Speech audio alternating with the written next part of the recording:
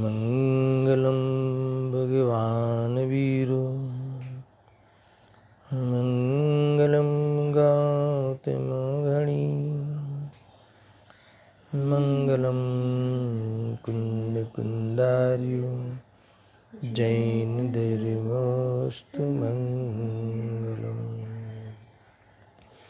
सर्वमंगलमांगल्यं सर्वकल्याणकारकं प्रधानं सर्वधर्माणां जैनं जयितुं शासनं जैनं जयितुं शासनं। सर्वव्यापैकचिद्रूप स्वरूपाय परात्मने सोपलब्धे प्रसिद्धाय ज्ञानानन्दात्मने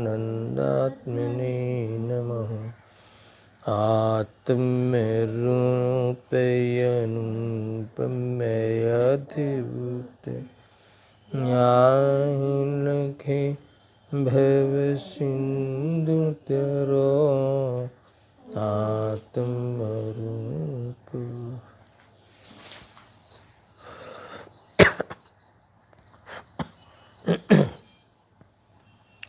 प्रवचन सार सुपरिणाम अधिकार की 81 गाथा 81। इसमें कल हमने प्रारंभ कर लिया था, गाथा तक हमने चर्चा कर चुके हैं। इसमें मूल बात ये आई, देखो उत्थाने का पढ़ते हुए आगे बढ़ते हैं पुनः। अब इस प्रकार मैंने सम्यक दर्शन रूपी चिंतामणि रत्न प्राप्त कर लिया है। इस प्रकार का अर्थ 80वीं गाथा में जैसे दर्शन मोह का अभाव करके, आत्मा का दर्शन करके, स्वभाव की दृष्टि करके, अथवा मेरी दृष्टि में मेरा स्वभाव, मेरा भगवान आत्मा आ गया है। इसका नाम है कि मैंने चिंतामणि रत्न प्राप्त कर लिया है, यानी सम्यक दर्शन रूपी चिंतामणि रत्न प्राप्त कर लिया है। तथापि इसे लूटने के लिए प्रमाद चोर विद्यमान है। तथापि अभी राग द्वेष थोड़े बाकी है, जो इस रत्नत्रय को, इस चिंतामणि रत्न को लूट सकता है ना। लूटने के लिए तैयार है, इसका अर्थ क्या? विद्यमान है, यानी अभी भी राग द्वेष खड़े हैं। ऐसा विचार करके वह ज्ञानी सम्यक दृष्टि आत्मा जागरूक रहता है, सावधान रहता है, अथवा निरंतर राग द्वेष के अभाव करने का प्रयास करता है। ये मूल बात है। देखो पढ़ते हैं। जीव मोहने करी दूर आत्मस्वरूप सम्यक पामिने जो राग द्वेष परिहरे तो पाम तो शुद्धात्मने। अनुवाद पुनः पढ़ते हैं कि जिसने मोह को दूर किया है, यानी दर्शन मोह को, मिथ्यात्व को नष्ट किया है और आत्मा के सम्यक तत्व को, सच्चे स्वरूप को प्राप्त किया है, शुद्धात्मा की उपलब्धि हुई है, शुद्धात्मा की दृष्टि हुई है, ऐसा जीव यदि राग द्वेष को छोड़ता है तो वह शुद्धात्मा को प्राप्त करता है। कल भी बताया था मैंने कि एक ही गाथा की पहली पंक्ति में भी ये कह रहे हैं कि मैंने मोह को दूर करके शुद्धात्मा को, शुद्ध स्वरूप को प्राप्त कर लिया है। और अगर जो यदि ऐसा जीव, यदि मैं मान लो राग द्वेष को छोड़ देता हूँ तो पुनः कहते हैं कि शुद्धात्मा को प्राप्त करता है। तो कर लिया है पहली पंक्ति में कहा, दूसरी पंक्ति में कर लेता है कहा। तो कल ये सब चर्चा हो चुकी है, याद कराते हुए आगे बढ़ता हूँ। तो ये दो बातें विरोधी है ना, एक परस्पर। तो आचार्य देव कहते हैं कि तुम्हें विरोधी लगती है, विरोधी नहीं है। आत्मा की उपलब्धि की दो प्रकार है, एक श्रद्धा की अपेक्षा, एक चारित्र की अपेक्षा। यानी श्रद्धा में है ना, देखो पढ़ता हूँ कि पर पदार्थ और विकारी भाव, ये दोनों चीज़ें हैं। पर पदार्थ और उसके लक्ष्य होने वाले विकारी भावों से भिन्न शुद्धबुद्ध त्रिकाली ध्रुव निज भगवान के परिज्ञान अर्थात आत्मानुभूति पूर्वक उसी में अपनापन हो जाने को आत्मोपलब्धि कहते हैं। ये कौन सी आत्मोपलब्धि हुई? श्रद्धा के स्तर वाले, श्रद्धा के लेवल पे आत्मा की उपलब्धि, चौथी गुणस्थान वाला है ना, ये होने वाली आत्म उपलब्धि है जिसमें मिथ्यात्व और अनंतानुबंधी कषाय का अभाव होता है, उपसम रूप होता है, क्षय उपसम रूप होता है, क्षय रूप जो भी उसका अभाव होता है। यानी ये कहना है कि जो प्रथम प्रकार की उपलब्धि क्या है? स्वभाव की रुचि, चैतन्य की दृष्टि, है ना, स्वभाव की दृष्टि उस हो जाना और विभाव की रुचि या दृष्टि छूट जाना, परद्रव्य में अपनत्व बुद्धि छूट जाना, है ना, पर भाव और परद्रव्य में अपनापन था अनादि से वो छूट जाना वेद ज्ञान के बल से, और स्वभाव की दृष्टि हो जाना कि यही चैतन्य स्वरूप मैं हूँ और ये विकारी भाव से भिन्न ये जो ज्ञानादि है यही मेरे स्वभाव है और वही प्रकट रूप से लाभदायी है, इस प्रकार से अनुभव करता है। ठीक है, यानी एक प्रकार से रागादि भाव की दृष्टि छूट गई है और दृष्टि एकत्व बुद्धि पूर्वक का राग छूट गया है, सुनना अनंतानुबंधी छूटा है। फिर भी अभी कौन सा बाकी है? अप्रत्याख्यान, प्रत्याख्यानावरण, है ना, और संजलन ये संबंधी चारित्र में विद्यमान है। यहाँ कहते हैं आत्म की उपलब्धि हो जाने पर भी, राग की दृष्टि छूट जाने पर भी, है ना, विभाव की दृष्टि छूट जाने पर भी विभाव मौजूद है ना, स्वभाव की दृष्टि हो जाने पर भी, स्वभाव की दृष्टि होकर आनंद चख लिया होने पर भी स्वभाव को पूर्ण रूप से प्रकट करना बाकी है ना। यानी अतीन्द्रिय आनंद का अंश प्रकट हो जाने पर भी अपरिपूर्ण अतीन्द्रिय सुख की प्रकटता नहीं हुई है। ज्ञान सम्यक हो गया है फिर भी केवल ज्ञान रूप परिपूर्ण रूप से प्रकट नहीं हुआ है ना। सम्यक ज्ञान रूप से तो अपने आप में परिपूर्ण है, सम्यक ज्ञान में कोई कमी नहीं है, मगर ज्ञान का जो विकास है केवल ज्ञान रूप से वो नहीं हुआ है। तो यहाँ ये कहते हैं कि ये सारी जो बातें हैं वो उसका अभाव करना है, अपूर्णता का, इस अस्थिरता का। तो यहाँ कहते हैं कि वो जो कषाय बाकी है उस कषायों का सर्वथा अभाव करके जो परिपूर्ण आत्मा की उपलब्धि होना, ये चारित्र के स्तर पे होने वाली प्राप्ति है। आत्मा की स्थिरता को प्राप्त हो जाना, संपूर्ण रूप से प्राप्त हो जाना। आंशिक स्थिरता हुई है वो अलग बात है, मगर परिपूर्ण स्थिरता होना वो मुख्य बात है। इस प्रकार से इसमें कहा है। देखो यानी अभी कौन सी कषाय बाकी है? अप्रत्याख्यानावरण, प्रत्याख्यानावरण, संजलन। अगर सम्यक दर्शन हो जाने के बाद, चतुर्थ गुणस्थान के बाद इतनी कषाय बाकी रहती है। ध्यान रखना, कषायों में एकत्व बुद्धि छूटी है, कषाय संपूर्ण रूप से नहीं छूटी है। इसलिए बाकी की कषायों का अभाव करना अथवा चारित्र मोह, दर्शन मोह चला गया, चारित्र मोह का कुछ अंश बाकी रह गया है, कुछ अंश मिट गया है। तो इस प्रकार से उसके अभाव की चर्चा यहाँ कही है। और ये जो अप्रत्याख्यानावरण आदि जो कषाय कर्म है अथवा कषाय है चारित्र मोह संबंधी, तो वो भी उसे प्रमाद कहते हैं। यहाँ प्रमाद चोर कहा ना, उसे प्रमाद कहा। अतः यहाँ कहा गया है कि दर्शन मोह के नाश हो जाने पर भी प्रमाद रूपी चोर यानी ठग विद्यमान है, और तेरी असावधानी का लाभ उठाकर, अगर हमने सावधानी नहीं बरती तो ये कहते हैं कि जो आत्मोपलब्धि की जो निधि हमें प्राप्त हुई है वो सब लूटी जा सकती है, ऐसा कहना है। अतः प्रत्येक ज्ञानी आत्मा को निरंतर सावधान रहना, आत्मा में सावधान रहना चाहिए। आत्मा को निरंतर सावधान रहना चाहिए, हर जीव को, हर ज्ञानी को यहाँ ये कहते हैं। अभी तात्पर्य क्या है सुनना बराबर। तात्पर्य यह है कि सम्यक दर्शन की प्राप्ति के बाद क्या करना। कई बार प्रश्न पूछता हूँ कि तुम्हें सम्यक दर्शन हो गया, राग की दृष्टि छूट गई, स्वभाव की दृष्टि हो गई, फिर क्या करोगे? तो अभी तो बहुत काम बाकी है। राग का अभाव करना अथवा परिपूर्ण स्वरूप में लीन हो जाना, वो तो मुख्य काम बाकी है। तो वो कहते हैं कि निश्चिंत होकर बैठ नहीं जाते ज्ञानी, है ना।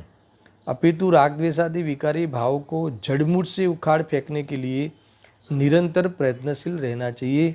ये मेन बात है।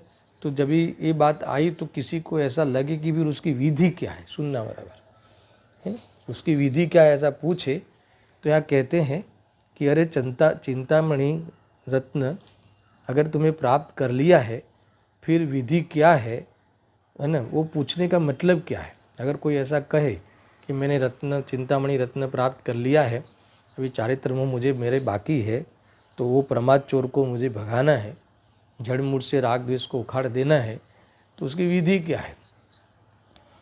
तो उसे ऐसा कह सकते हैं कि भाई तूने जब चिंतामणि रत्न प्राप्त कर लिया है और तू पूछता है विधि क्या है, तो उसका क्या मतलब है ना। क्योंकि यहाँ ये कहते हैं कि विधि का प्राप्त हो जाना ही चिंतामणि रत्न प्राप्त होना है। विधि का तूने चिंतामणि रत्न प्राप्त कर लिया, उसकी दृष्टि कर ली, तो दृष्टि के लिए कौन सी विधि की थी, शुद्धोपयोग में गया था कि नहीं। तो शुद्धोपयोग में जब गया था, तो शुद्धोपयोग में जब निर्विकल्प हुआ था, वस्तु निर्विकल्प है ऐसी बात समझकर, ऐसी सिद्धि कर कर परिणाम भी निर्विकल्प होकर वह निर्विकल्प वस्तु में हूँ ऐसी प्रतीति सम्यक शुद्धोपयोग के काल में करी थी कि नहीं। और इसीलिए राग द्वेष आदि की दृष्टि छूटी थी कि नहीं, है ना। राग द्वेष आदि की दृष्टि छूटने रूप राग तो चला गया था। तो इतनी निराकुलता जिस प्रकार से प्राप्त की शुद्धोपयोग में, तो ऐसे शुद्धोपयोग का अभ्यास बढ़ाना है। विधि क्या है समझ में आया ना। ये यहाँ कहते हैं, देखो एक बात ख्याल में रखना कि अभी तुझे सीखने की जरूरत नहीं है। गुरु की जरूरत देशनालब्धि में पड़ती है, ख्याल में आया। और देशनालब्धि सम्यक दर्शन के पूर्व में होती है। अब जो है ना क्षोभशम लब्धि, जो विशुद्धि लब्धि, देशनालब्धि, प्रायोग्य लब्धि, करण लब्धि पूर्वक सम्यक दर्शन होता है। तो जब सम्यक दर्शन नहीं हुआ था, उससे पहले जब देशनालब्धि होती है, उस समय गुरु की जरूरत पड़ती है सम्यक दर्शन के लिए। और उसमें सारी बातें समझा जा सकती है, समझाते हैं। और पूरा है ना, कैसे आत्मा है, पर क्या है, स्व क्या है, आश्रव क्या है, संवर क्या है, सारी बातें पहले समझाई थी। वो देशना में गुरु की जरूरत पड़ती है। और इसके बाद सम्यक दर्शन हो जाने के बाद चारित्र के लिए वास्तव में इतनी गुरु की जरूरत नहीं पड़ती। बिल्कुल ऐसा मेरा कहना नहीं है, सुनना बराबर से, अभी थोड़ी सावधानी रखिए। तो चारित्र में गुरु की जरूरत नहीं पड़ती, देशनाग में के समय पड़ती है। यहाँ गुरु की कितनी जरूरत पड़ती है। अब दीक्षा लेने के लिए गुरु चाहिए, है ना। दीक्षा लेने के लिए चाहिए। तो दीक्षा में गुरु क्या करते हैं, देखो पूर्व में जो भी हमारे देव है, शास्त्र है, गुरु है, उसकी देशना में जरूरत पड़ती है। या पंडितों तक ले लो, है ना, देव शास्त्र गुरु, इसके बाद विद्वान तक, वो सब देशनालब्धि में सब काम आते हैं, है ना। प्रभु की देशना समझनी है तो प्रभु की देशना चाहिए, यानी हरेंद्र भगवान की देशना साक्षात नहीं मिले तो गुरु साक्षात, गुरु भी साक्षात नहीं मिले तो शास्त्र में समझ नहीं पड़े तो विद्वान, है ना। तो उनके द्वारा ये पूर्व में जो ये सारी विद्या प्राप्त करने के लिए पूर्व में ये गुरु की जरूरत पड़ती है। बाद में दीक्षा लेने के लिए और चारित्र के लिए, चारित्र की पूर्णता के लिए गुरु की जरूरत नहीं पड़ती, मुख्य रूप से नहीं पड़ती। दीक्षा लेने के लिए पड़ती है।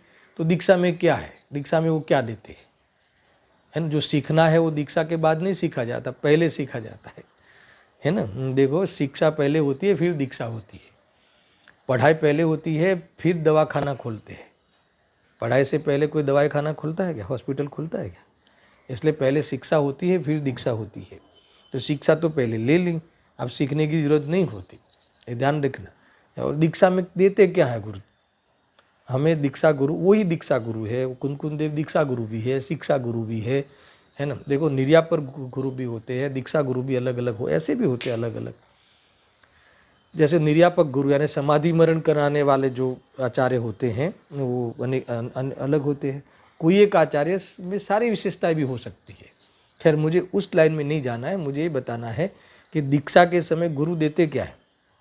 दीक्षा देते हैं ना तो क्या देते हैं, इसमें कुछ नहीं देते। उनकी साक्षी में ही हम ये निर्ग्रंथ होते हैं, वस्त्र आदि का त्याग करते हैं, यानी उनकी साक्षी मात्र है, ये ऐसा यह कहना है, साक्षी के रूप में है और कुछ नहीं है। देखो ऐसा है ना कि साक्षी रूप में है, कदाचित हमें कोई गुरु नहीं मिले तो हम भगवान की प्रतिमा के सामने भी दीक्षा ले सकते हैं। और तीर्थंकर के जीव तो भगवान के सामने भी नहीं, ओम नमः सिद्धेभ्य कह के दीक्षा डायरेक्ट ले लेते हैं। समझ में आया ना? अगर आपको दीक्षा लेने का भाव आवे और कोई योग्य गुरु हमारे सामने निमित्त में नहीं हो तो भगवान की प्रतिमा के सामने हम दीक्षा ले सकते हैं, ऐसा शास्त्रों में लिखा है। यानी दीक्षा गुरु की बस इतना ही स्वरूप है। समझ में आया? कोई ऐसा कह सकता है कि ठीक है, मगर ये सब भी तो लिखा है ना शास्त्र में कि वो आहार को जाते हैं, विहार को जाते हैं, निहार को जाते हैं मुनिराज, तो फिर कोई मतलब कि कोई चूक हो जाए तो आके फिर आचार्य को सुनाते हैं और है ना प्रायश्चित ले लेते हैं। तो इसके लिए भी गुरु की जरूरत नहीं है। कोई ऐसा कहे कि देखो ऐसा है ना कि ये अनिवार्य रूप से नहीं है, पहले तुम सुनना, ये अनिवार्य रूप से नहीं है। क्योंकि अगर तुम्हारा वो आचरण, तुम्हारा वो 28 मूल गुण अगर तुम निरतिचार पालन करके गुरु की जरूरत नहीं पड़े अपने काम के लिए, ऐसा तुम कर सकते हो। कोई ऐसा भी हो सकता है कि निरतिचार पालन करके अपना चारित्र निभावे, और कोई ऐसा भी हो सकता है कि रोजाना कुछ न कुछ भूल करे और उस भूमिका के योग्य और फिर प्रायश्चित लेवे और चारित्र निभावे, मेरे अनिवार्य रूप से नहीं है। देखो और एक तर्क देता हूँ, कभी कभी ऐसा होता है कि व्यक्ति दीक्षा ले लेता है ना, दीक्षा लेके दूसरे दिन संघ से अलग हो जाता है। एकल विहारी मुनिराज होते कि नहीं होते, अकेले विहार करते। तो अभी वो कहाँ रहा वो ये सब करने का और के आचार्य को सुनाने का, वो सब कुछ है। यानी तुम्हारा जीवन ही ऐसा बना देवे कि इनके माफ़ी मांगने की, प्रायश्चित दिन लेने की जरूरत ही नहीं पड़े, ऐसा तुम कर सकते हो। इसीलिए ये सब ऑप्शनल है, अनिवार्य नहीं है। तो मैं मूल बात तो ये मेरी कहना था कि हमें जो ये दीक्षा लेते हैं तो साक्षी मात्र है। कुल बात कहाँ से आई कि विधि क्या है ना? तुम्हें विधि की पूछने की जरूरत नहीं है। तुमने सम्यक दर्शन से पहले ही, सम्यक दर्शन से लेके परमात्मा बनने की विधि तुमने पहले देशना में सीख ली है। अरे अभी तो तुमने सम्यक दर्शन कर ही लिया है तो तुम्हें वो विधि आ भी गई है। अभी तो सीखना नहीं है, अभी तो करना है। क्या कहा है ना? देखो मैं नहीं कह रहा कि शास्त्र नहीं सुनना है, नहीं सुनना है, सुनने बात अभी तुम्हें यानी सीखना नहीं है। सीख तो लिया था पहले देशना में, अभी कितना सीखोगे? समझ में आया? अभी तो ये तो सम्यक दृष्टि की बात है, ये तो दर्शन मुख को तोड़ भी दिया है, तो विधि तो उन्होंने प्राप्त कर ही ली है। अभी तो ये जैसे विधि प्राप्त कर ली है, दर्शन मोह तोड़ने के लिए शुद्धोपयोग में गए थे, तो उसका बस क्या बढ़ाना है, उनका शुद्धोपयोग बढ़ाना है ना? शुद्धोपयोग ही तो बढ़ाना है, अथवा तो शुद्धोपयोग का अभ्यास बढ़ाना है। आखिर करना क्या है, मूल बात ये है, बराबर समझना। कुल मिला के राग द्वेष का अभाव ही तो करना है। देखो थोड़ी और सुनते हैं कि अभी करना क्या है। विधि तुम जानते हो, तो एक ही बात करनी है कि अभी जो राग द्वेष बाकी रह गया है उसका अभाव करना है। तो किस विधि से होगा? तो जिस विधि से दर्शन मोह को तोड़ा था उस विधि से होगा। शुद्धोपयोग करके ही तुमने दर्शन मोह को तोड़ा था, तो बस उस शुद्धोपयोग का क्या करना है? अभ्यास बढ़ाना है। इसमें मैं आपको एक ट्रिक बताता हूँ कैसे होता है कि अनुभूति के काल में वृद्धि करना है और अनुभूति के वियोग काल का निरंतर कम होते जाना ही पुरुषार्थ है। सुनना पहले, दर्शन समझ में आ रहा है मैं क्या रहा हूँ? दो चीज़ क्या कह रहा हूँ बराबर समझना कि जो शुद्धोपयोग का काल है, एक बार तो शुद्धोपयोग कर लिया ना, अभी तो सिखाने की जरूरत नहीं है।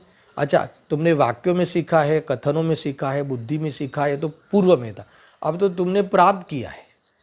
शुद्धोपयोग के बिना सम्यक दर्शन होता नहीं है ना। कई लोग विरोध करते ना, चौथे में शुद्धोपयोग नहीं होता, और बिना शुद्धोपयोग सम्यक दर्शन की प्राप्ति नहीं होती। और चौथा गुणस्थान, सम्यक दर्शन की प्राप्ति से चौथा गुणस्थान मिलता है। तो शुद्धोपयोग की आपको वहाँ स्वीकृति होनी चाहिए। समझ में आया कि नहीं?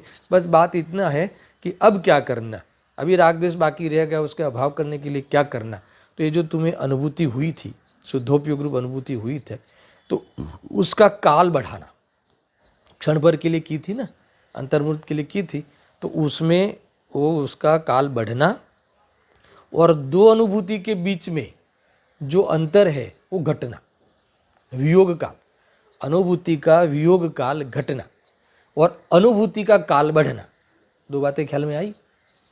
शुद्धोपयोग जैसे फिर से समझाता, शुद्धोपयोग में गया था, शुद्धोपयोग में तुरंत बाहर आ गए, तुरंत बाहर आ गए, तो वो शुद्धोपयोग का काल धीरे धीरे एकाग्रता बढ़ना, ऐसा समझ लो। और बारंबार एकाग्रता करना, दो एकाग्रताओं के बीच में, दो बार की एकाग्रताओं के बीच में जो अंतर लंबा रखता है उसको तुम क्या करना, कम करना।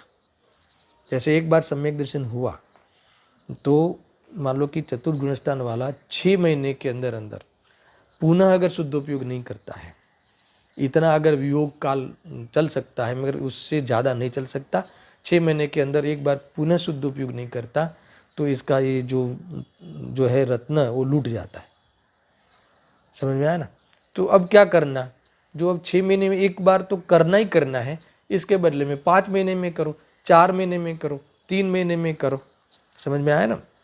तो ये अंतर घटाना, शुद्धोपयोग के बीच में, दो शुद्धोपयोग के बीच में अंतर घटाना, वियोग काल घटाना और शुद्धोपयोग में एकाग्रता बढ़ाना, इतना ख्याल में आया। अब यहाँ कहते हैं कि शुद्धोपयोग में सुनना, दो शुद्धोपयोग में, दो बार के शुद्धोपयोग में इतना काल घटा देना, वियोग काल इतना घटा देना कि हर 15 दिन में हो जाए, तो तुम्हारा ये जो दूसरी चौकड़ी है अप्रत्याख्यान वाली वो अभाव हो गई। समझ में आया ना। वो श्रावक बन गया, पंचम गुण स्थान वर्ती हो गया, क्योंकि ये 15 दिन के अंदर अंदर अगर जो वो दूसरी बार शुद्धोपयोग कर लेता है ना, तो वो इसके विशुद्धि भी बढ़ती है और शुद्धि भी बढ़ती है, शुद्धि का विकास हुआ, वितरागता का विकास हुआ। समझ में आया कि नहीं। देखो ऐसा है, जो बाहर की बात तो होती रहती है, कोई कहे कि फिर अणुव्रत वो सब तो क्या, वो सब तो होता ही है ना, वो नहीं होता ऐसा नहीं, मगर उस यहाँ से ये होता है तब वो होता है। क्या कहा, अंदर में जब ये तुम्हारी वितरागता बढ़ती है, उस लेवल की हो जाती है कि हर 15 दिन के लायक हो जाए, तो तुम्हारा उतना राग का त्याग हो गया है ना। राग का त्याग हुए बिना इतनी वितरागता नहीं होती बार बार नज़दीक की। समझ में आया कि नहीं।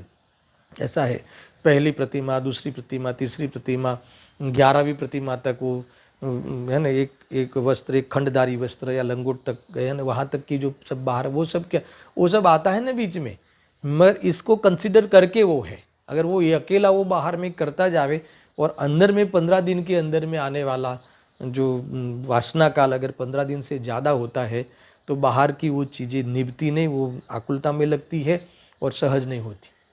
इतना समझ में आया। तो कौन क्या किया, मूल काम क्या किया, राग द्वेष के अभाव के लिए काम क्या किया, कि राग द्वेष के अभाव के लिए जो शुद्धोपयोग जो हमने दर्शन मोह के लिए किया था, वो शुद्धोपयोग में एकाग्रता बढ़ी। इसमें यहाँ कहते हैं उसमें अनुभूति का काल बढ़ा और दो अनुभूति के बीच में वियोग काल घटते गया। तो वियोग काल घटते गया, उसका अर्थ मालूम है कि कसाई इतनी घटती गई। तो बार बार मान लो कि हर 15 दिन में, हर चौथे दिन में, हर दूसरे दिन में, हर तीसरे दिन में, हर है ना 15 दिन में, यानी मैक्सिमम 15 दिन, मगर वो जीव और हर एक दिन में है ना, हर 2 दिन में, हर 3 दिन में, हर 4 दिन में शुद्धोपयोग करता है, यानी निष्कषाय होके ज्ञाता दृष्टा रहता है, तो उतना वो कषाय क्या होने लगी, मिटने लगी। समझ में आया। अभी और सुनो, और आगे आओ, और आगे का अर्थ क्या कि ये जो काल है, शुद्धोपयोग का काल है, वो वियोग काल है, वो अंतर्मर मुहूर्त तक ले आओ। इतना अभ्यास करो, शुद्धोपयोग का इतना पुरुषार्थ करो कि अभी हर अंतर मुहूर्त में अंदर चले जाए। तो ये कौन सी दशा होगी, मुनि दशा। तो बाह्य में ऑटोमेटिक वो निर्ग्रंथ तो ही होगा। समझ में आया ना। उसकी विशुद्धि पूर्व में इतनी हो जाती है कि विरक्ति इतनी हो जाती है कि वस्त्र आदि शरीर पे रखने का भाव ही नहीं आता।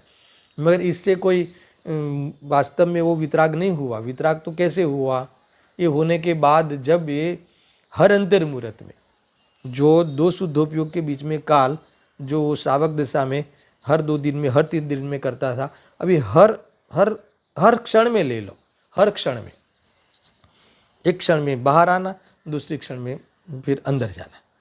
समझ में आया कि नहीं। तो ऐसी यानी समझ लो कि अभी कषाय इनके कण जितनी रही, संजलन जितनी रही, ख्याल में आया। इस प्रकार से कषाय का निरंतर अभाव करने का रहता है। देखो ये राग के त्याग की बात है ना, ये राग के त्याग की पद्धति दिमाग में रखना किस प्रकार से है। पहले इतना ख्याल में आया राग द्वेष का अभाव कैसे करते हैं। कोई कहे कि हर अंतर मुहूर्त में अंदर जाना, हर अंतर मुहूर्त में फिर बाहर आते, फिर हर अंतर मुहूर्त में, अंतर मुहूर्त से ज़्यादा बाहर नहीं रहते। तो ये अंतर मुहूर्त क्या है वो बात समझ में आनी चाहिए कि अंतर मुहूर्त यानी देखो बड़ा मुहूर्त की बात नहीं है। 48 मिनट का एक मुहूर्त होता है, इसमें एक समय कम करके जो ये सबसे बड़ा अंतर मुहूर्त ये हो गया, एक समय कम वाला, एक समय कम 48 मिनट, इसके असंख्यात भेद पड़ते हैं। समझ में आया ना। तो एक कौन से वाला अंतर मुहूर्त में अंदर जाएगा, कितने वाला, तो इसका हिसाब किताब जरा ऐसा है कि ये जो चतुर्थ गुण स्थान, अरे चतुर्थ गुण स्थान नहीं, ये अपना मान लो कि छठा गुण स्थान और सातवां गुण स्थान, दो है ना, छठा सातवां, अंदर अंदर में जाना है सातवां, बाहर में आना है छठा।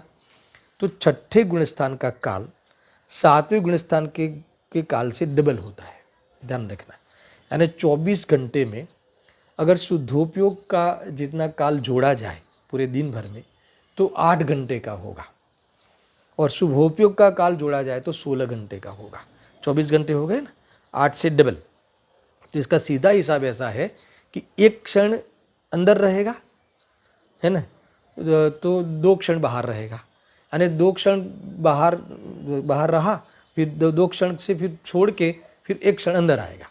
ऐसा हिसाब किताब तुम लगा सकते हो ना, क्योंकि 8 घंटा, और क्योंकि छठे गुणस्थान का काल सातवें से डबल होता है, शुद्धोपयोग का काल आधा होता है, छठे से आधा होता है। समझ में, ऐसा ही बोला था ना मैंने, छठवें का काल शुभोपयोग का काल शुद्धोपयोग के काल से डबल होता है। अगर कोई भूल हुई हो तो सुधार लेना, ठीक है। तो अब छठवें में जो काल है वो और सातवें का काल, तो शुद्धोपयोग का काल पूरे दिन का जोड़ो तो कितने का हो जाएगा, 8 घंटे का, और 16 घंटा उससे डबल शुभोपयोग का हो जाएगा। तो 1 क्षण बाहर आएगा, 1 क्षण अंदर जाएगा, 2 क्षण बाहर रहेगा, 2 क्षण के बाद फिर वो छोड़ेगा, बाहर से अंदर आ जाएगा।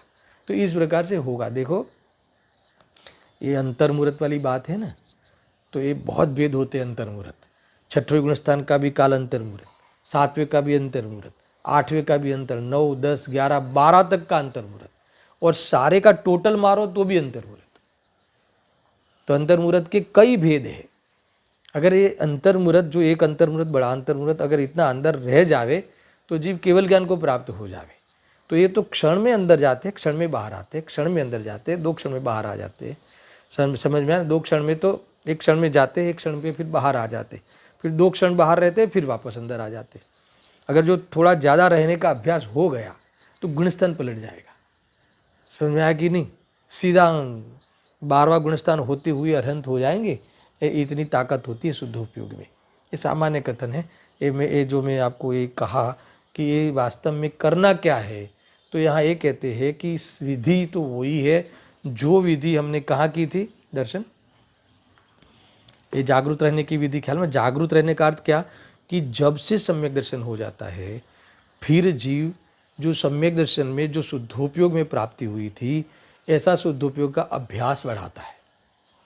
तो हर 6 महीने में मिनिमम तो होना ही चाहिए, मगर मिनिमम में नहीं जाते, बार बार शुद्धोपयोग का अभ्यास बढ़ाते, यानी राग द्वेष के अभाव करने का अभ्यास बढ़ाने की पद्धति शुद्धोपयोग में जाना है। गुरुदेव श्री ने उत्थानिका में ही कहा था, है ना। राग द्वेष छोड़ने की बात देखो ऐसा है ना, जैसे हम ये छोड़ दिया, रात्रि भोजन का राग छोड़ दिया, मतलब कि अभक्ष का आलू प्याज राग छोड़ दिया, तो इसका फिर किसी से झगड़ा हो गया तो माफ़ी मांग ली, द्वेष को भूल गए। तो ये राग द्वेष का ऐसी त्याग नहीं है। किसी के प्रति ये लिखा है, किसी के प्रति राग छोड़ना, किसी के प्रति द्वेष छोड़ना, है ना। ये तो किसी के प्रति राग छोड़ा, किसी का राग छोड़ा, राग द्वेष नहीं छोड़ा, खाने का राग नहीं छोड़ा, है ना, कुछ खाने का राग छोड़ा, ये खाने का राग छोड़ा, इनके प्रति द्वेष छोड़ा, पर द्वेष नहीं छोड़ा। ये तो स्वरूप में डूबेगा तो राग द्वेष छूटेगा। देखो राग द्वेष छोड़ने की पद्धति पहले समझ लो कि राग द्वेष में पहले उपादेय बुद्धि छूटती है। अभी थोड़े पहले लिया था ना, राग द्वेष में जब तक उपादेय बुद्धि नहीं छूटे उससे पहले राग द्वेष का अभाव होने का प्रारंभ ही नहीं होता। मंद हो सकता है, मंद तो इतना हो जावे कि नहीं में ग्रेक हो आवे, पर अभाव होने का प्रारंभ ही नहीं होता। हाँ, किसी के प्रति तुमने विरक्ति ले ली कि, मगर किसी के प्रति विरक्ति ली तो क्या हुआ, राग थोड़ी छूटा। भक्ष खाने का, शुद्ध भोजन का राग तो है ना। तो यहाँ तो राग में उपादेय बुद्धि छूट जाती है, फिर भोजन का राग इतना छूट जाता है मुनिराज को कि आज आवे तो दिन में एक बार आवे, फिर दूसरी बार आवे ऐसा राग ही नहीं है उनके पास। समझ में आया? अब एक बार भी आवे उसको भी छोड़ने के लिए क्या करेंगे, तो भोजन करेंगे क्या, पूर्ति करेंगे क्या, नहीं, तो क्या करेंगे, अभ्यास बढ़ाएंगे। किस चीज़ का, शुद्धोपयोग का। हर अंतर्मुहूर्त में अंदर अंदर चला जाएगा, हर अंतर्मुहूर्त में अंदर चले जाएंगी, है ना। कोई ऐसा कह सकता है कि क्या बात करते हो, आहार को जाएंगे तो गांव में आएंगे तो 1 घंटा गांव में आते आते जाएगा, फिर वो भोजन में आहार में कुछ टाइम जाएगा, तो फिर हर अंतर्मुहूर्त में कैसे। तो ये तुम्हें पद्धति है कि वो उनके पास इतना अभ्यास होता है कि क्षणों में अंदर चले जाते। तुम्हारा उनका कोर हाथ में हो और अंदर चले जाके, अंदर चले जाने का अर्थ है कि निवृत्त हो जाना एक क्षण के लिए, फिर वापस बाहर आ जाना, फिर वापस राग में जुड़ना, ऐसा होता है। क्योंकि इनको इतना अभ्यास होता है हर अंतर्मुहूर्त में आना जाना। कुल मिला के ये बात कहाँ से निकली कि भाई आपने पूछा कि राग द्वेष को अभाव करना है ना, ये जो चारित्र मोह वाला, तो इसके लिए विधि क्या है। तो प्रश्न ये था कि विधि इतनी ही है कि जो तुमने पहले की है। कुल मिला के मैंने कहा कि विधि पूछनी नहीं पड़ती सम्यक दृष्टि को, क्योंकि वो तो विधि को प्राप्त हो गया है। चिंतामणि रत्न को तुमने प्राप्त कर लिया है, तो इसका अर्थ है कि विधि को प्राप्त करना ही चिंतामणि को प्राप्त करना है। तो जिस प्रकार से चिंतामणि रत्न को प्राप्त किया है, सम्यक दर्शन किया है ना, रत्नत्रय की प्रारंभ किया है, बस उसी अभ्यास पूर्वक रत्नत्रय का विकास होगा। उसी प्रकार का ही पुरुषार्थ से रत्नत्रय की पूर्णता होगी, और कोई दूसरा तीसरा चौथा उपायांतर नहीं है ना। आत्मा को जानना और दूसरा जानते रहना। समझ में आया कि नहीं? इसके अलावा और कोई उपयोग और कोई प्रयास नहीं है। आत्मा को जानना यानी क्या है ना, निज भगवान आत्मा को, यही मैं हूँ ऐसा जानना। समझ में आया ना? जानने का अर्थ वो जो हम आत्मा को जानते हैं आगम के आधार से, वो जानना नहीं। आत्मा को जानना यानी क्या, निज भगवान आत्मा को जानना, यही मैं हूँ ऐसा जानना, और देह आदि में नहीं हूँ ऐसा जानना। देखो, परद्रव्य में कुछ करना फरना होता नहीं है ना, आत्मा को जानना होता है, और जानना भी वेद ज्ञान रूप से जानना होता है। जानना ही करना है, और जानने में भी वेद ज्ञान रूप जानना है। और वास्तव में तो जैसा है वैसा मानना ही सच्चा जानना है, और ऐसा मानने रूप जानना तब कहलाएगा कि जब निश्चिंत होगा। तो यही वास्तव में रत्नत्रय की प्राप्ति हुई थी शुद्धोपयोग के काल में। तो बस अभ्यास बढ़ाओ। तुमने जब आत्मा को देखने का जो उपाय किया था, वही उपाय है। उपाय दो नहीं है, बातें दो है। दर्शन मोह का अभाव करना और चारित्र मोह का अभाव करना दो अलग अलग बातें हैं, मगर उपाय दोनों में एक ही है, उपाय दो नहीं है। ये बात मैंने कल भी कही थी। इस प्रकार से हमें ये 81 गाथा की जो भूमिका हमने बांधी, अब मैं थोड़ा सा ये टीका पढ़ता हूँ, और टीका पढ़ने के बाद है ना, इसमें भावार्थ नहीं है शायद, ठीक है चलो, नहीं भावार्थ है, भावार्थ भी है, पढ़ लेते। इस प्रकार जिस उपाय का स्वरूप वर्णन किया है, उस उपाय के द्वारा मोह को दूर करके भी, सम्यक आत्म तत्व को यथार्थ स्वरूप को प्राप्त करके भी, यदि जीव राग द्वेष को निर्मूल करता है तो शुद्ध आत्मा का अनुभव करता है। किंतु यदि पुनः पुनः उसका अनुसरण करता है, राग द्वेष रूप परिणमन करता है, तो प्रमाद के अधीन होने से, शुद्धात्म तत्व के अनुभव रूप चिंतामणि रत्न के चुराए जाने से अंतरंग में खेद को प्राप्त होता है। इसलिए मुझे राग द्वेष को दूर करने के लिए अत्यंत जागरूक रहना चाहिए। इसमें कुछ समझाने लायक नहीं है, समझ में आ गया?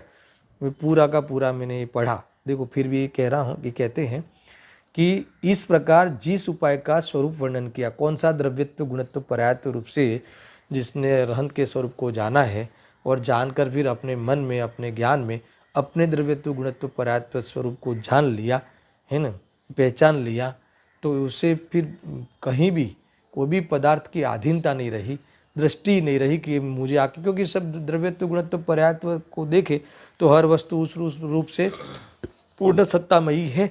कहीं कोई सत्ता के लिए और अपने अपने स्वभाव रूप सत्ता के लिए किसी को किसी में जाके कुछ भी करने की गुंजाइश नहीं है, आवश्यकता नहीं, अनिवार्यता नहीं है, जरूरत नहीं है, जा भी नहीं सकता, जाने की जरूरत भी नहीं। जब ये इस प्रकार से देख लिया तो मोह नहीं रहा। मोह नहीं रहा यानी दूसरे द्रव्य को अपने आधार आधे कारण कार्य मानना वो मोह है। तो ये मोह ही नहीं रहा, तो ये स्वरूप में मैं ही स्वयं अपना आधार, मैं ही स्थायी रह के परिणमता हूँ, परिणमता हुआ स्थायी रहता हूँ, मैं ही अपने चैतन्य गुणों से अनादि अनंत भेद रूप से हूँ। तो मुझे कहीं आवश्यकता दिखी नहीं, है ना, कोई मतलब ही नहीं रहा। तो ये कहते हैं कि इस प्रकार से, मैं थोड़ी थोड़ी देर में आपको पद्धति बता देता हूँ, ये इस प्रकार से वेद ज्ञान के बल से सिद्धि करके इसमें वास्तव में दृष्टि हो जाती है, प्रतीति हो जाती है, निर्विकल्प होकर आनंद ले लेता है, चख लेता है। है ना। तो यहाँ कहते हैं इस प्रकार जिस उपाय का स्वरूप अभी जो वर्णन किया है, उस उपाय के द्वारा मोह को दूर करके भी, अब ये हो गया, तुमने आत्म तत्व को तो प्राप्त कर लिया, ऐसा करके भी यदि जीव रागद्वेष को निर्मूल करता है, अगर बाकी का रहा रागद्वेष उसका स्वरूप में रह के, ये बात ध्यान में रखना, जागरूक रहने का अर्थ है निरंतर आत्मा में, है ना, शुद्धोपयोग, शुद्ध परिणति के बल से शुद्धोपयोग का अभ्यास रखना, यही जागरूक रहना है। समझ में आया। एक बार तुमने चख लिया तो फिर क्या करोगे, उसमें रहने का ही प्रयास करना चाहिए। ऐसा तो शुद्धात्मा का अनुभव करता है ना, अगर तो ही पूर्ण आत्मा का अनुभव करता है।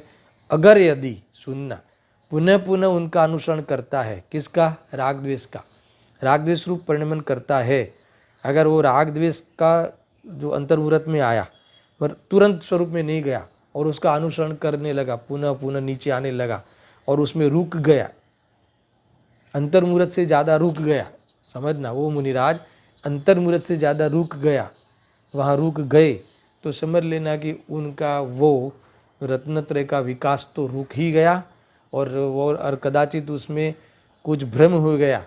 सारी दुनिया नमस्कार करती है, वाह वाह करती है और इतने व्याख्यान लिखे किए, उसकी उस संबंधी राग की मुख्यता आ गई, है ना, वो अपना कार्य भासने लगा, इसके कारण मैं मुनि हूँ ऐसा भाषित हो गया।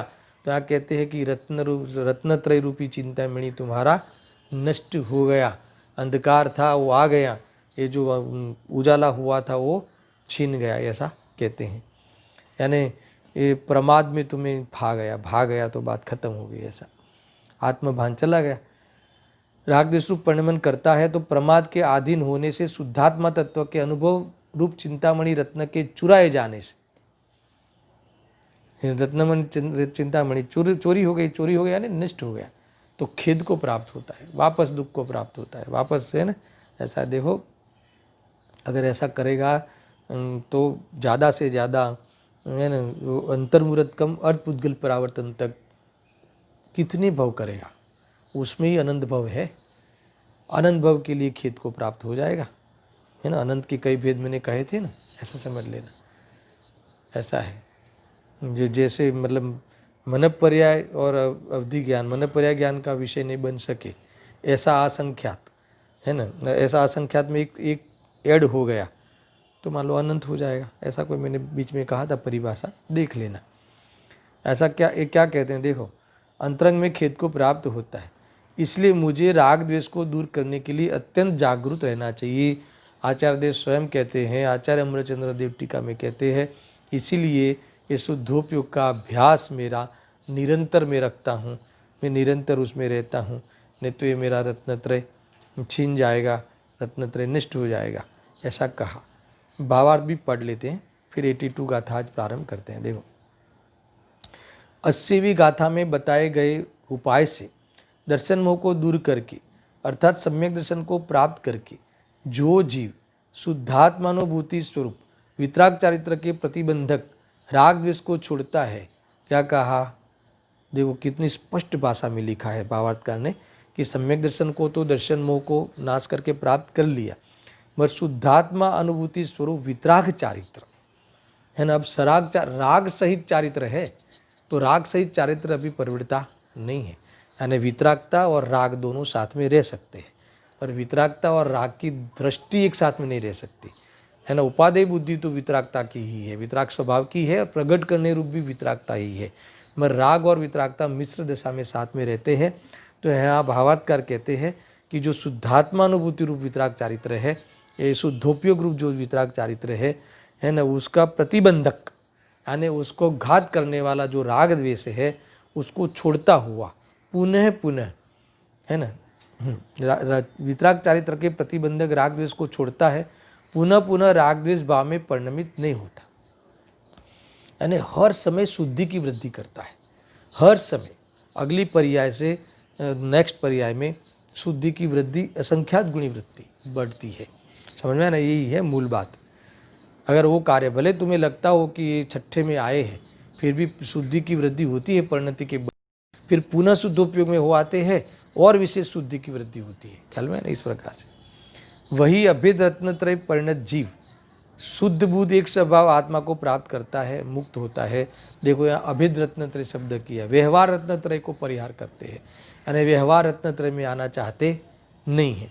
इसीलिए जीव को सम्यक दर्शन प्राप्त करके भी एक बार दृष्टि हो जाए, आत्मा की राग की दृष्टि छूट जाए, फिर भी राग में रहते हुए, है ना, सराग चारित्र, राग सहित सम्यक दर्शन, सराग सम्यक दर्शन, सराग चारित्र दोनों ले लेना, तो ये शोभा नहीं देता। इसीलिए यहाँ अगर सम्यक दर्शन प्राप्त करके भी, सराग चारित्र प्राप्त करके भी राग द्वेष के निवारणार्थ अत्यंत सावधान रहना चाहिए। भले सराग चारित्र में आ जावे ना नहीं है, फिर भी उसमें से निकलने का अभ्यास रखना चाहिए, शुद्धोपयोग को बार बार आमंत्रित करना चाहिए, यही जागरूक रहना है, स्वरूप की लीनता बढ़ाना चाहिए। ये सीधे शब्दों में ये बात आई है। इस प्रकार से 80वीं और 81 दोनों मोह के क्षय की जो विधि, मोह के क्षय की जो प्रेरणा, ये दो गाथाओं में विस्तार से दी है। इस प्रकार से मोह के क्षय का प्रकरण यहाँ एक प्रकार से समाप्त हुआ। अब 82 गाथा में गजब की बात आई है। मैं देखो, इसमें ऐसा है कि ये जो मोह के क्षय की विधि उन्होंने बताई आचार्य देव ने, तो किसी को ऐसा लगे, सुनना बराबर से, मैं ऐसी गाथा की भूमिका रेडी करता हूँ 82 वाली, किसी को ऐसा लगे कि और कोई तरीका हो सकता है क्या, है ना, फिर भी देखो ऐसा है कि जीव को ऐसा होता है कि कुछ भी तुम सिखाओ ना, तो एक बार जो उसने अनादि से जो मान रखा है ना कुछ न कुछ, तो वो ऐसा पूछना चाहता है कि और कोई तरीका है क्या, और कोई, यानी कोई पूजा कर डाले, मंत्र तंत्र कर डाले तो कोई मोह मिट जावे, ऐसा कोई मैटर, ऐसी कोई व्यवस्था है क्या, ऐसा प्रश्न की भी गुंजाइश न रहे। इसीलिए आचार्य देव 82 गाथा में यानी अरविंद भगवान का प्रमाण देकर इतनी ताकत से, इतनी दृढ़ता से कहते हैं कि इसके अलावा और कोई, है ना, उपाय है ही नहीं, है ना। एक होय त्रण काल में परमार्थनो पंथ, तीनों काल में परमार्थ का पंथ एक ही होता है। कोई देखो, बहुत बातें चली गुरुदेव श्री के समय में, जो बहुत चली रही है कि नहीं, चतुर्थ काल में तो शुद्धोपयोगी मुनिराज होते हैं, है ना, मगर पंचम काल में इतना बल नहीं होता, तो यहाँ शुभोपयोगी मुनिराज होते हैं। तो ऐसा कहते हैं कि शुभोपयोगी मुनिराज नाम का कोई मुनिराज होते ही नहीं, है ना। शुद्धोपयोग और शुभोपयोग दोनों प्रकार के उपयोग वाले मुनिराज होते हैं, और अशुभ उपयोग वाले मुनिराज तो होते नहीं, और अकेले शुभ उपयोग वाले मुनिराज होते नहीं। शुद्धोपयोग और शुभोपयोग दोनों होते ही है, और उसके लेवल भी नक्की किए हुए हैं। 3 चौकड़ी के कषाय के अभाव पूर्वक की व्यक्त वितरागता मिथ्यात्व, और 3 चौकड़ी कषाय रूप अभाव, इसके पूर्वक व्यक्त वितरागता वाले और संजलन जितना स्वभाव, है ना, बस इसी को 6ठे 7वें गुणस्थान वाले मुनिराज कहते हैं। तो ये कहते हैं कि किसी को ऐसा लगे कि पंचम काल में इतना शुद्ध होता नहीं, मन लगता नहीं, तो कोई और रास्ता मिल जावे, तो कहते कि ऐसा नहीं, आज कर, काल कर, आनंद भव के बाद कर, मगर यही विधि से करना है। तो तुम कल का वायदा मत कर, और पंचम काल का बहाना मत कर। क्या कहा कि तो आज कर, पंचम काल के गुरु ने पंचम काल के शिष्यों के लिए कहा है। ये बात गुरुदेव श्री कई बार हमें कह आए, क्या कि ये जो बातें कही है, ये जो तरीका बताया है, ये किसने कहा है? पंचम काल के गुरु ने कहा है। और किसके लिए कहा है? पंचम काल के शिष्यों के लिए कहा है, मगर वो बल मिले, इसीलिए अभी ये यहाँ पे वास्ता देते हैं, भगवंतों का वास्ता देते हैं, हरियत भगवान की प्रमाण देते हैं उसकी कसम खाकर मैं कहता हूँ, ऐसा कहते हैं, ऐसा समझ लो। क्योंकि बल मिलता है ना, हर जगह पे सर्वज्ञ का प्रमाण दे देवे तो फिर बात खत्म हो गई, ऐसा है ना। क्योंकि भी इन्होंने कहा है, उन्होंने किया है, दोनों बातें यहाँ अभी थोड़ी देर में कहने वाले हैं। मैं उत्थाने का भी पढ़ता हूँ, पर ये बात हमें ख्याल में रहनी चाहिए। क्योंकि देखो ऐसा है ना कि जब जीव कोई सामने होता है ना, तब बहुत प्रश्न होते हैं।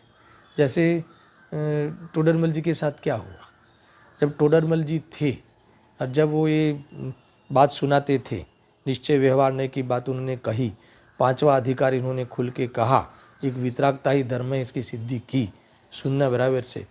तो इनको उस समय उनका विरोध करने वाले बहुत थे। अरे ऐसा थोड़ी नहीं होता है, धर्म तो सब बराबर है। और आपने पांचवें अधिकार लिख के मात्र एक जैन शासन, जैन धर्म ही सच्चा, ऐसा कहा, तो उस समय विरोध हुआ और जो भी कुछ हुआ आपके सामने है। मगर आज वही सामने नहीं है तो उनकी सारी बातें हमें सत्य लगती है। आज कोई विरोध होता भी नहीं कि नहीं कहा है, बढ़िया कहा है, सही कहा है।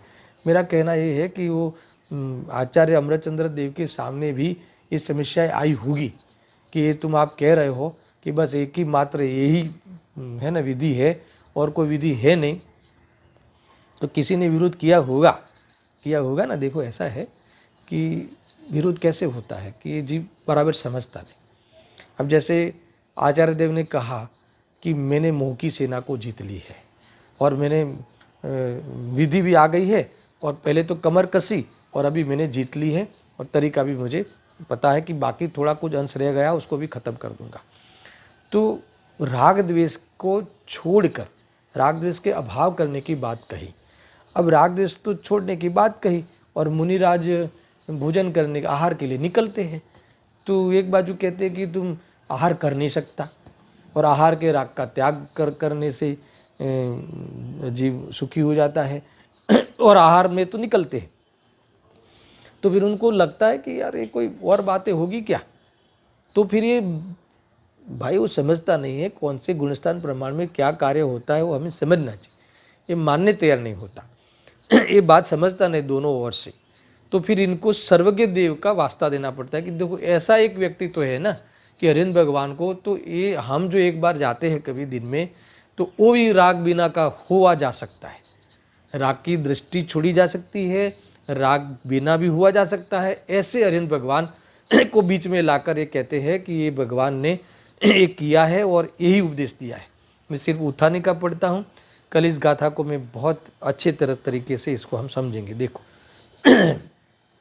अब यही एक पूर्वोत गाथा में वर्णित यही एक है ना, भगवंतों ने स्वयं अनुभव करके प्रकट किया हुआ निःश्रेयस का परमार्थिक पंथ है। इस प्रकार मति को व्यवस्थित करते हैं।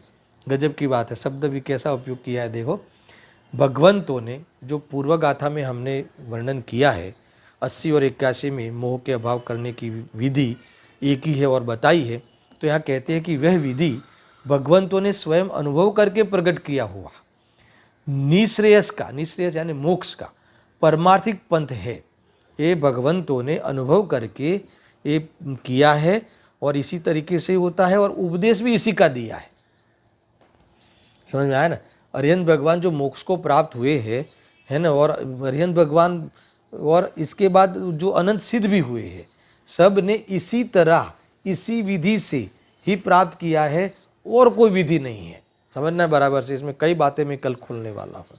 कई मतों का खंडन इसमें हो सकता है, बड़ी हो सकती है गाथा, यानी कई मतों का खंडन इसमें हो जाएगा। जो अन्य तरीके से अन्य मत मानते हैं वो सारे मतों का खंडन इसमें होने वाला है।